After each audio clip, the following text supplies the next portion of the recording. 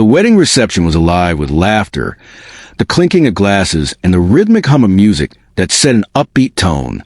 Yet, amid the cheerful chatter of guests, I stood still, feeling the weight of 13 long years pressing down on me like an invisible cloak. I couldn't shake off the memories, and one name echoed in my mind, Olivia. The world around me blurred, the celebration feeling distant, as my thoughts spiraled back to her.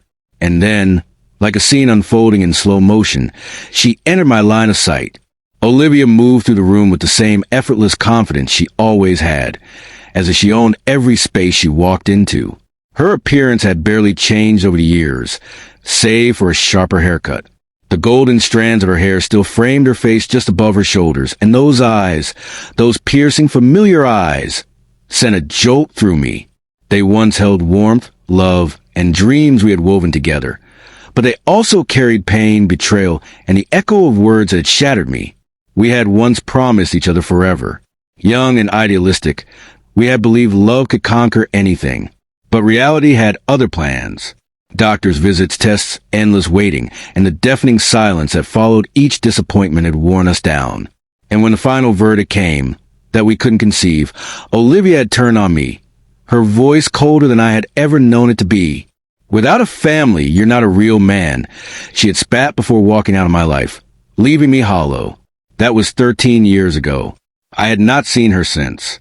But fate, cruel and ironic, had chosen this night, a reunion for an old university friend, to bring us face to face again. She spotted me across the room, and in an instant I saw the shift in her demeanor. Her stride became purposeful, her heels clicking against the floor with the precision of a soldier marching into battle.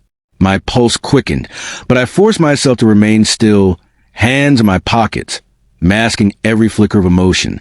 I would not give her the satisfaction of seeing me rattled. She stopped just a few feet away, her lips curling into the smirk I had once hated, the one that declared she had already won before the game had even begun. Well, she drawled, her voice dripping with condescension. "Still single, huh? No wife, no kids, no responsibilities?" She tossed her hair back dramatically, as if she were the leading lady in some grand performance. "My life's different now. I'm with Richard. Successful, handsome, everything you weren't. And our son, Caleb, he's a genius. Top of his class. Plays piano like a prodigy. You should see him." She smiled then, a sharp, almost vindictive expression that sliced through the air like a blade. She wanted to flaunt her perfect life, to see me flinch, to remind me of what she thought I had lost. I let her talk. I let her build her tower of pride, brick by brick, with every boast about her son and her husband. She expected me to break under the weight of her words, to shrink beneath the comparison. But I remained still, nodding occasionally, my face unreadable.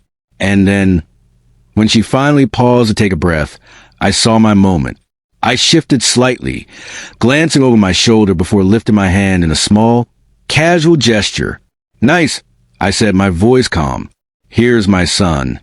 The words hung in the air, simple yet seismic. I watched as her smirk froze, then crumbled. Confusion flickered across her face before she instinctively turned her gaze past me. There, near the dessert table, stood Adrian, at 12 years old. He was already taller than most boys his age. He had my hazel eyes, but a smile that was entirely his own. He was effortlessly at ease, laughing with his cousins, completely unaware of the storm his presence had just unleashed. Olivia's hands, which had been animated just moments before, now trembled. She stared at him, at me, back and forth, as if trying to piece together a puzzle that refused to fit. This wasn't part of her story. In her mind, I was the man who could never have children, the failure, the one left behind. Yet here I stood, with undeniable proof that she had been wrong all along. "Adrian," I called casually. He looked up, his easy smile never faltering, and walked over. He stopped beside me, his hands tucked into his pockets, mirroring my posture without even realizing it. I placed an arm around his shoulders. Olivia's eyes darted between us, her breath catching as if the very air had turned against her. Her face paled, her carefully crafted facade cracking for the first time in years. "This is my boy," I said, my voice steady, letting every syllable sink in. She looked utterly lost.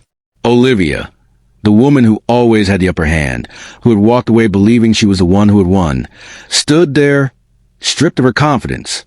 For the first time, she had nothing to say. The silence stretched, thick and suffocating, until it was broken by an unexpected voice. Dad, that's the boy from the violin event, right? Caleb, her son. He pointed at Adrian, his tone innocent, yet laced with something sharper. I almost laughed. The irony was too perfect. Olivia flinched at her own child's words, as though they had physically struck her. Richard, standing beside Caleb, stiffened, his grip tightening on his son's shoulder. I saw Olivia snap back, grasping for control. What's so funny? She demanded, her voice sharp, defensive. I shrugged, still grinning. Nothing, just something amusing. I let my gaze flicker to Adrian. He won a big violin contest last month, got his name in the news and everything. I believe Caleb was there too, watching my son take the prize. Her expression darkened, her lips pressed into a thin line. She looked at Caleb, at Richard, then back at me. You have a son?